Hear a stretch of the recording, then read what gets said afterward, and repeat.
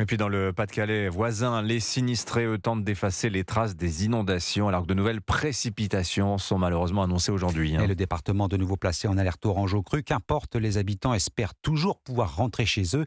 L'heure est au nettoyage et à l'assèchement des murs gorgés d'humidité. Les entreprises spécialisées sont à pied d'œuvre, mais il faudra du temps pour effacer les traces des inondations, comme dans cette école de Blandec. Reportage Lionel Gougelot, correspondant d'Europe 1 dans le Nord. Sur les murs des salles des classes et ceux de la cantine, on distingue encore clairement la trace de la montée des eaux. Alors, par exemple, vous pouvez avoir la ligne de flottaison à 1,50 m, mais vous pouvez avoir de l'humidité jusqu'à 2 mètres. Pour répondre à la multiplication des chantiers comme celui-là, Guillaume Durand de l'entreprise Polygone a dû faire venir d'Allemagne du renfort de matériel d'assèchement. Ici, ça va suffire, mais on part quand même sur des délais d'assèchement de minimum 28 jours. Et dans les collectivités ou chez les particuliers, chaque intervention post-inondation est une réponse à la détresse des sinistrés. On leur explique tous nos procédures, les techniques, ce qu'on va mettre en place, les moyens qu'on déploie. Donc on les soutient, leur apporter un maximum de solutions, quoi. Les élèves de cette école privée accueillis dans d'autres établissements attendent eux aussi de tourner la page de cette catastrophe, selon Alexis, l'un des parents. La directrice informe via une application Éducartable, donc notamment pour les travaux scolaires. Et